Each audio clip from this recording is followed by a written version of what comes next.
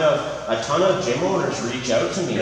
I mean, in terms of, you know, having vitamin D, vitamin C, omega-3s, that's all stuff we teach. Having a strong respiratory system, it's what we go to school for. Immune system is not a conspiracy theory. Exactly. And actual science is on our side. Actual science is on our side. So, and like any gym owner who belongs in that profession, they know that this is crazy, right? So, you know, I've had a number of gym owners reach out to me, which is great. A guy that's done some cool videos in Listowel, just, you know, making jokes about Walmart, stuff like that. He got tons of views. I mean, you know, and I've probably had six different gym owners that reach out to me. So as we move forward, I'm going to encourage them to stay open as well. Unfortunately, we're kind of being targeted throughout all of this, right? So. But it's not for a reason. If you understand the agenda behind, they have no interest in our health or well-being.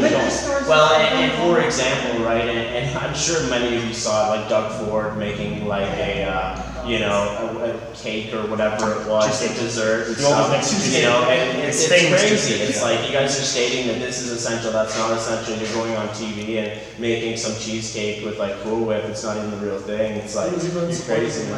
Yeah. What's that? He was even supporting my fries from McDonald's. And in terms of an airborne illness, I mean, you know, the establishments that have hundreds and hundreds of people coming in and out, they're the hotspots, right?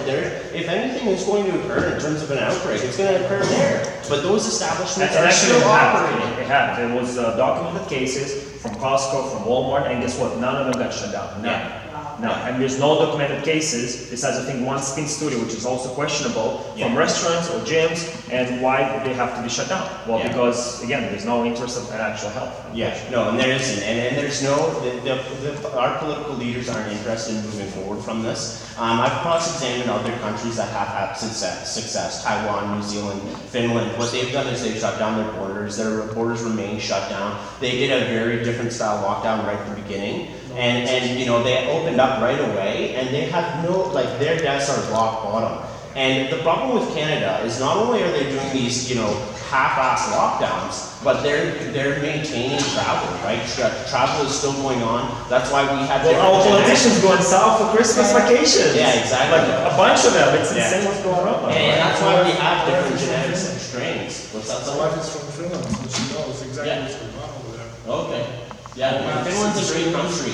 The cool thing about Finland is not only are they statistically the happiest country, but they have the lowest COVID deaths. It's like, you know, put that into perspective, right? And you know, they have a very different education system, operate very differently as a country, and I think it's a model country that we should, you know, take example of. And right now we're not doing that. Canada's operating in almost the exact opposite way in terms of dealing with all this, and that's the problem I have with all this, right? So literally every step that they're taking right now is advancing this virus and making it worse, right? When you lock people down, they're not as healthy as it reduces their LP. Nobody's exercising. Human contact is a huge part of it, and being healthy in the mind does a lot for that. And then on top of all of this, there's treatments that people have been coming up with early on in this hydroxychloroquine. Recently, it's been ivermectin that they've been using in the States that, you know, Pierre Corey's been a lung specialist for years and years, is pleading with them to just look at the studies. They've done some animal control studies that it just obliterates this virus. And if these things are happening in other countries, where are leaders to be looking at this stuff and trying to figure out, you know, maybe there's a way we can use some repurposed drugs that are really cheap. India is a prime example of that. They have $2.65 kits with ivermectin and zinc, and they're just, you know, people are getting the virus, but they're not getting sick, and it's just exploding through. But I think the main point is that it's a flu. Well, and they use a PCR test, which is the really PCR test. The sad point is, though, is we're not doing this in this country. Like, we're not looking at other ways to treat this. We have tunnel vision. We have this laser focus on everybody's going to get vaccinated and you're not going to be able to come into this country. Because that's part of the agenda. Well, exactly, right? And so that's the question that I'm raising here is why? Why aren't our leaders being proactive in this instead of reactive? And that's because they pay by the big car. We don't want that. They're all being paid by the car. And that's the problem that's what they mandate vaccines. They make millions of dollars, and that's what all this is. Medication right now is more important than ever. The way they're treating the seniors, that needs to be investigated, because that number that in terms of deaths is all coming from senior homes. And when you isolate seniors, not only do you then lack UNDP, one of the key components in immunity, but also you're breaking down their mental health. See what that goes out the window. I mean, you know, you are actually triggering their death evaluation. And that's what needs to be investigated. And this is medication like hydroxychloroquine and things that have been proven successful. They need to be there for our seniors right now. Because that number is 90% seniors, and that needs to be investigated. You know, people need to actually take a look at these long-term care facilities and see what's going on in there, because I bet it's not pretty. And I know they went about investigating it in the United States, and they found some pretty scary things, right?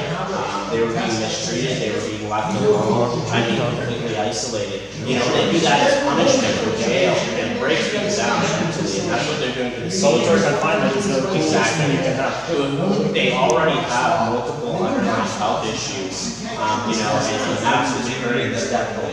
And that's very something that needs to be done. It needs to be justified.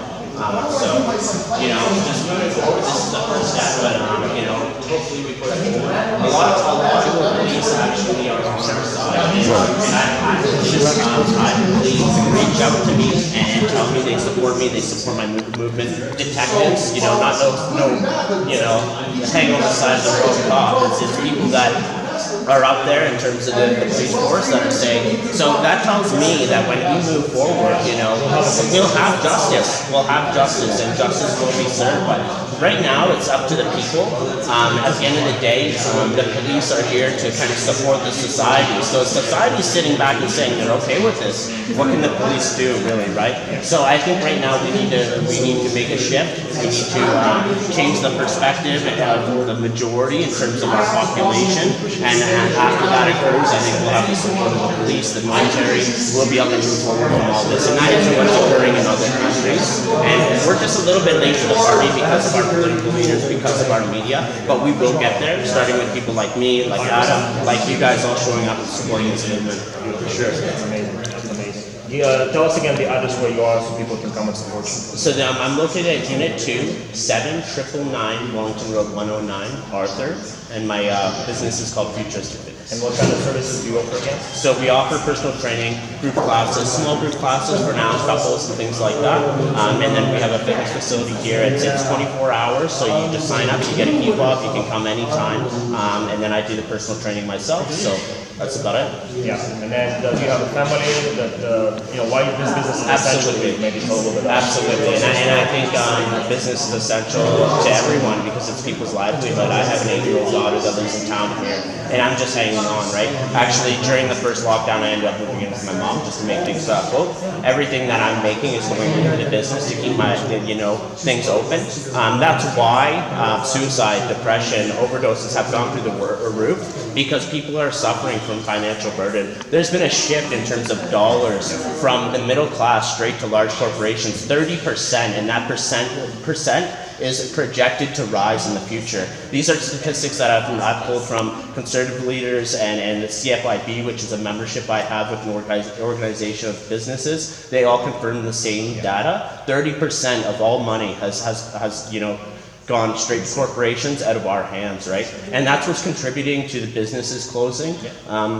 And a lot of negative things, right? And there's a lot of death that's going on right now. That's, you know, it's a result of these restrictions, right? Actually, probably more deaths than actually COVID-19, unfortunately, right? Which people need to understand, right?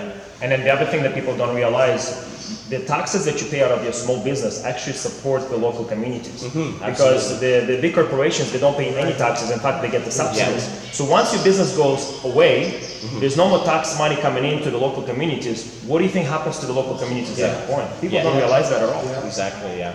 We'll lose our say at the end of it all, right? And So we really acknowledge and appreciate your stand. Your bravery, your courage is needed for this country. And we need people like yourself being the first ones and then giving almost the permission for other people to rise up. So Yeah, we really for appreciate sure. your stand, and Yeah. you have all this support from Yeah, across the I country and across the world. And the Enzo is arriving. Yes, the rebel news is coming for sure.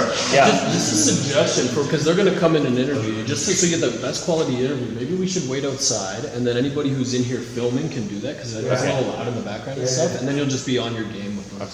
Yeah. Okay. Cool. That's What do you awesome. think? That's awesome. Yeah, For sure. Thank you. Makes sense. yeah, thank you guys for showing up. I enjoy the support. It's awesome. Seriously, thank you, thanks for doing it, appreciate you. All right. See you Colin, guys. see me later. I will get a membership for you, buddy, Yeah. Thank you. before I go. Hey, bro. Ooh.